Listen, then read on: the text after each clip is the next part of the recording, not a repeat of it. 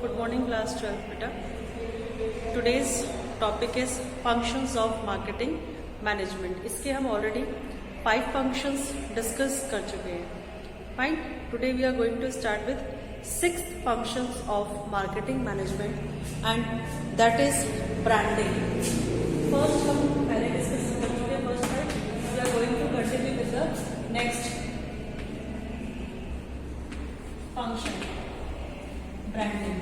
Word आपने brand सुना हुआ होगा. ब्रांड मीन्स क्या होता है? When we are giving a special name to the product. अगर हम किसी प्रोडक्ट को एक स्पेशल नाम देते हैं जो कि कंपनी डिसाइड करती है कि हमारे इस प्रोडक्ट का ये नाम होगा, तो that is brand name of the product. For example Sony, BPL etcetera are using companies name as a brand name. ठीक है ना. लेकिन वहीं दूसरी तरफ एयरटेल है, टाइड है etcetera, they are special brand name selected by the company. इनकी कंपनी तो कुछ और है, लेकिन उनका जो प्रोडक्ट है उन्होंने इसके स्पेशल नाम दिए, एयरटेल, टाइड वगैरह. ये इनके ब्रांड नेम्स हैं. Fine. The brand name must be selected very carefully as the customers loyalty depend upon the brand name. आपको ब्रांड नेम जब आप सिलेक्ट करते हो तो बहुत ही सोच समझ के सिलेक्ट करना होता है कि कस्टमर की जो विश्वास है वो ब्रांड नेम पर ही होता है कि फलाना ब्रांड कंपनी का प्रोडक्ट है, हमें वही परचेज करना है. तो उस पर उनका विश्वास इतना ज्यादा होता है. तो इसलिए जब भी आप कोई ब्रांड नेम सिलेक्ट करो तो ध्यान रखना है, you have to must factors kept in mind while you are deciding the brand name, कि कस्टमर का आपके ब्रांड नेम पे बहुत ज्यादा विश्वास है, बहुत ज्यादा लॉयल्टी है. तो you have to decide the brand name according to the loyalty of the customers. Next, customer support services. Customer support services में क्या आता है बेटा? 7 customer support services. Customer support services मतलब there are some products in the market जिनको after sale services की भी जरूरत होती है. ठीक है ना.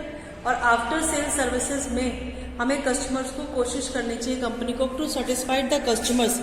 व्हाई? बिकॉज कस्टमर को we are consider as a king of the market. अगर कस्टमर आपके प्रोडक्ट से सेटिस्फाइड नहीं होगा तो next time he will not going to purchase the product of your company. So customer satisfaction is the main motto of every businessman. Very important function of marketing management. It relates to developing customer support services such as handling customer complaints, after sales services, maintenance services, customer information, technical services.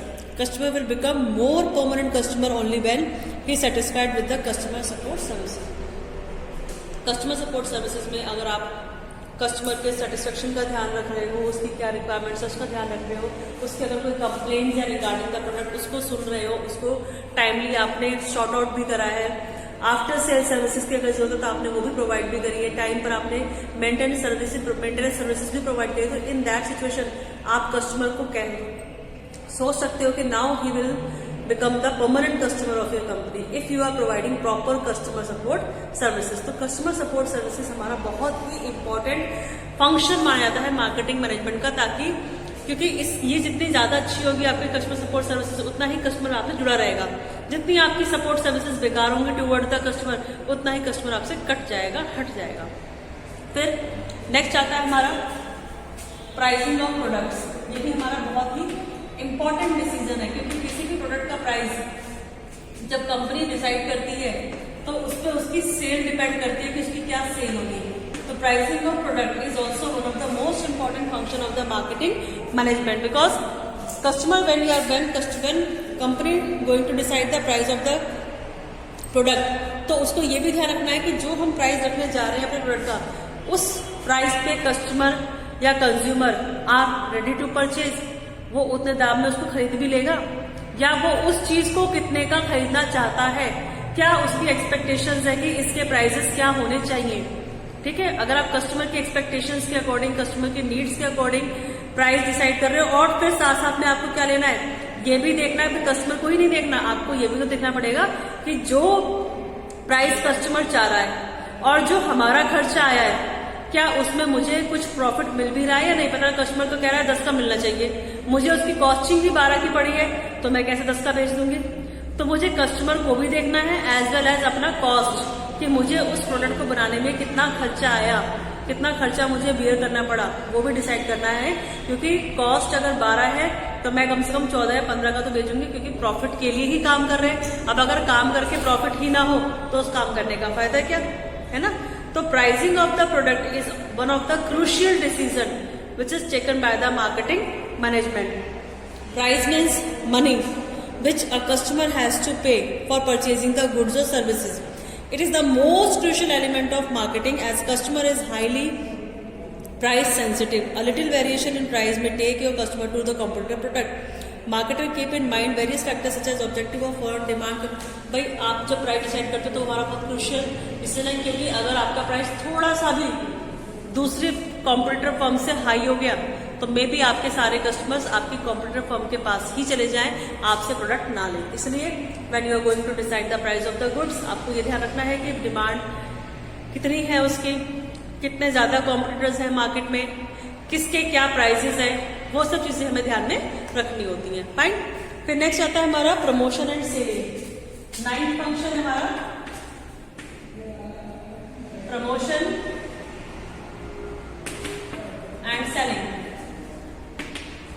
Promotion मतलब when you are trying to increase your sale by doing different activities, discount offer करना, घर घर जाके सामान बेचना, या free gifts देना साथ में प्रोडक्ट के, या आपको स्कीम अनाउंस कर रहे हो, तो ये सब चीजें आप क्यों कर रहे हो? For the promotion of sale, ताकि सेल आपकी ज्यादा से ज्यादा हो, ज्यादा से ज्यादा कस्टमर क्या करे, आपके प्रोडक्ट को यूज करना शुरू कर दे। और सेलिंग मीन्स क्या होता है? सामान बेचना। Promotion includes all the activities which are undertaken to communicate with the customer and increase the sale. वो सारी एक्टिविटीज जो हम कस्टमर तक पहुंचाते हैं, उनसे बात करते हैं, बताते हैं प्रोडक्ट के बारे में और कोशिश करते हैं सेल को बढ़ाने की। For a promotion, marketer perform various function such as advertisement, sales promotion, personal selling, publicity and etcetera. But sales में क्या होता है? Promotion, all production of goods the marketer need to offer them to the customer. हर कोई चाहता है कि जो प्रोडक्ट हमने बनाया है वो हम कस्टमर तक लेके जाए, उनको ऑफर करें, तो दैट इज कॉल्ड सेलिंग, सामान बेचना। प्रमोशन में we are trying to sell और सेलिंग में we are selling the goods to the customer. अब आप सोच रहे हो बेचने की, तो कस्टमर तक सामान पहुंचेगा भी कैसे? तो हमारा नेक्स्ट आता है 10th physical distribution. Physical distribution में आपके पास 2 चैनल है जिनके थ्रू आप गुड्स का क्या कर सकते हो? डिस्ट्रीब्यूशन कर सकते हो, डिस्ट्रीब्यूट कर सकते हो अमंग द कस्टमर्स। एक तो हमारा आता है डायरेक्ट चैनल फिजिकल डिस्ट्रीब्यूशन में, और एक आता है हमारा इनडायरेक्ट चैनल। इनडायरेक्ट चैनल, ठीक है। डायरेक्ट चैनल में क्या होता है? जब प्रोड्यूसर से डायरेक्टली सामान कहां पहुंच रहा है? कंज्यूमर के पास। बीच में नो मिडलमैन, कोई भी मीडिएटर नहीं है, directly producers are selling the goods to the consumer, तो that is called direct selling या डायरेक्ट चैनल। इनडायरेक्ट में क्या होता है? इनडायरेक्ट में प्रोड्यूसर और फिर बीच में मिडलमैन। मिडलमैन 1 भी हो सकते हैं, 2 भी हो सकते हैं, 3 भी हो सकते हैं, और मिडलमैन से कंज्यूमर, तो that is called indirect sale. Fine.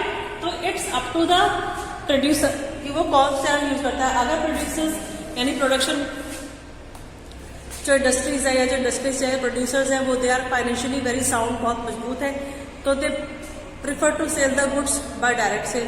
लेकिन अगर छोटी मोटी फर्म्स हैं, वो कंज्यूमर तक सामान बेच चाहे, तो उनके लिए पॉसिबल नहीं है हर शहर में अपना शोरूम खोलना और फिर उनके भी खर्चे उठाना और फिर सामान बेचना।